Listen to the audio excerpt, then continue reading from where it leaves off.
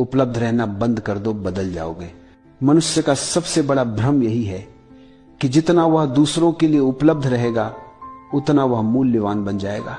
लेकिन सच्चाई यह है कि जितना तुम उपलब्ध रहते हो उतना ही लोग तुम्हें साधन समझने लगते हैं, इंसान नहीं।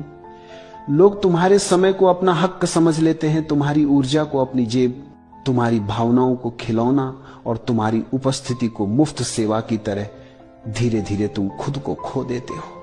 क्योंकि हर किसी के लिए उपलब्ध रहते रहते तुम खुद के लिए उपलब्ध रहना भूल जाते हो।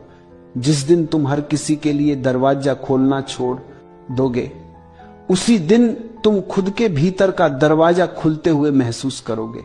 लोग जो हमेशा उपलब्ध रहते हैं वे सबसे ज्यादा थकते हैं, सबसे ज्यादा टूटते हैं और सबसे ज्यादा इस्तेमाल किए जाते हैं।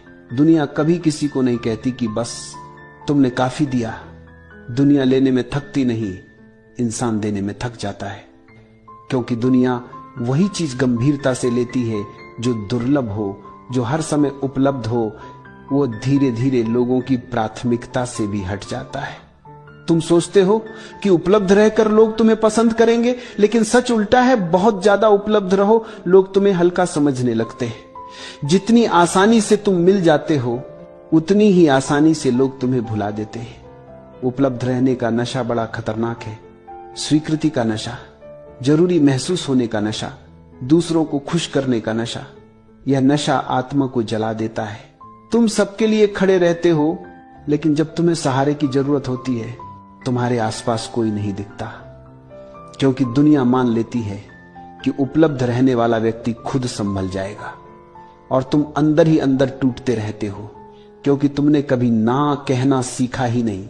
ना कमजोरी नहीं है, ना सीमा है, ना दीवार है जो तुम्हारी ऊर्जा की रक्षा करती है, ना वह शुद्ध शक्ति है जिससे तुम खुद को वापस पाते हो।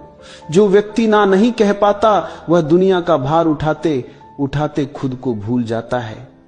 जब तुम लोगों के लिए कम उपलब्ध होते हो तुम अपने लिए ज्यादा होते हो। तुम उन लोगों को पहचानने लगते हो जो तुम्हें सिर्फ इस्तेमाल करते थे, और उन लोगों को भी जो सच में तुम्हें समझते हैं। तुम धीरे धीरे महसूस करते हो कि तुम्हारा समय कितना मूल्यवान था, तुम्हारी ऊर्जा कितनी पवित्र थी, और तुम कितने साल उन लोगों पर बर्बाद करते रहे जिन्हें तुम्हारी कदर ही नहीं थी।